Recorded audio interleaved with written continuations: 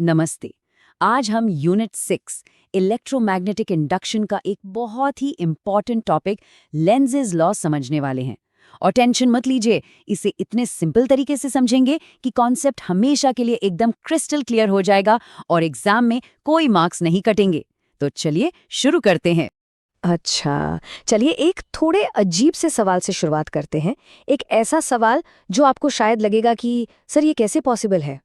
जरा सोचिए, क्या बिना किसी बैटरी के और बिना किसी भी चीज को हिलाए डुलाए हम एक सर्किट में करंट बना सकते हैं? नॉर्मली तो हमें पता है कि करंट के लिए बैटरी चाहिए, एक ईएमएफ सोर्स, पर यहाँ कुछ अलग होने वाला है। इस सवाल का जवाब है फैराडे के इस कमाल के एक्सपेरिमेंट में। यहाँ देखिए, दो कॉइल्स हैं C1 और C2। दोनों अपनी जगह पर फिक्स्ड हैं, स्टेशनरी। C1 गैल्वेनोमीटर से जुड़ा है और C2 एक बैटरी और स्विच से। अब देखिए जादू, जैसे ही हम C2 का स्विच ऑन करते हैं, पास में रखी C1 कॉइल के गैल्वेनोमीटर में एकदम से एक पल के लिए डिफ्लेक्शन आ जाती है। मतलब करंट बन गया, बिना C1 को टच किए या हिलाए। तो ये आखिर हुआ कैसे? ये जादुई करंट आया कहाँ से? इसके पीछे जो रूल है वही है लेंसेज लॉ। इसको समझने का सबसे आसान तरीका है इसे एक जिद्दी दोस्त की तरह सोचना। एक ऐसा दोस्त जो आप जो भी चेंज लाने की कोशिश करोगे उसको हमेशा नो ही बोलेगा। तो इसका मतलब क्या है? लेंज लॉ का बस एक ही फंडा है, विरोध का नियम, यानी रूल ऑफ ऑपोजिशन।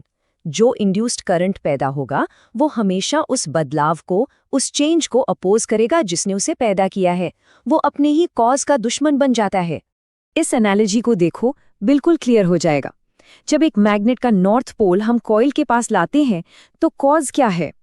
कॉज है कि कॉइल से लिंक होने वाला मैग्नेटिक फ्लक्स बढ़ रहा है। अब कॉइल अपने जिद्दी नेचर के कारण इस बढ़ते हुए फ्लक्स को अपोज करेगा। कैसे? वो खुद एक नॉर्थ पोल बन जाएगा ताकि मैग्नेट को रिपेल कर सके, धक्का दे सके। कॉइल जैसे चिल्लाकर कह रहा हो, पास मत आओ, मैं फ्लक्स बढ़ने नहीं दूंगा। ओके, तो फील तो आ गई है कि ये लॉ काम कैसे करता है। अब चलिए इसकी वो एग्जैक्ट डेफिनेशन देखते हैं जो एग्जाम में लिखने पर पूरे मार्क्स मिलेंगे, सीधे एनसीईआरटी से। ध्यान से सुनिएगा। एनसीईआरटी कहती है, the polarity of induced EMF is such that it tends to produce a current which opposes the change in magnetic flux that produced it. यही लाइन आपको याद रखनी है। इसका मतलब है कि इंड्यूस्ड ईएमएफ की पोलैरिटी यानी प्लस माइनस ऐसी होगी कि वो एक ऐसा करंट बनाए जो मैग्नेटिक फ्लक्स के चेंज को अपोज करे।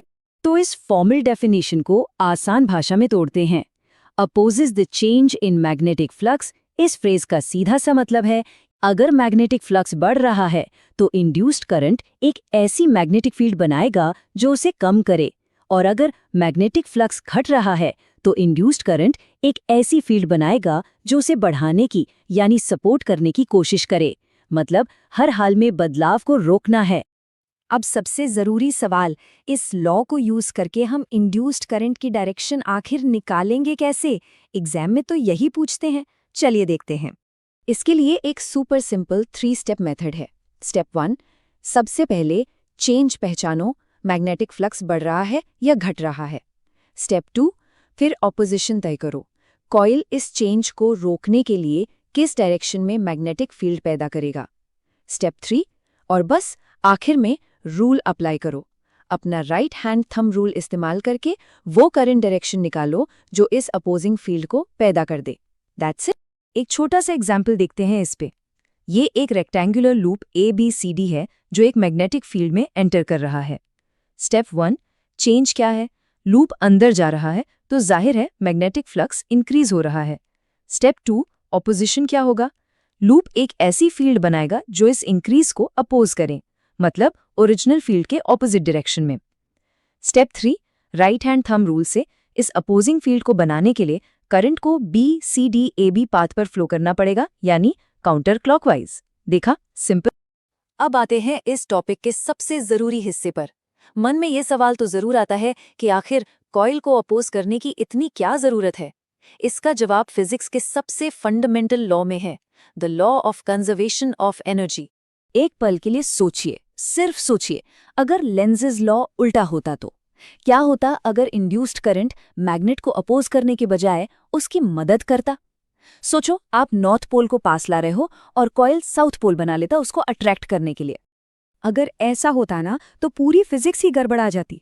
देखिए असलियत में क्या होता है, लेंजेज लॉ के कारण मैग्नेट रिपेल होता है, हमें उसे धक्का देने के लिए वर्क करना पड़ता है, एनर्जी खर्च करनी पड़ती है।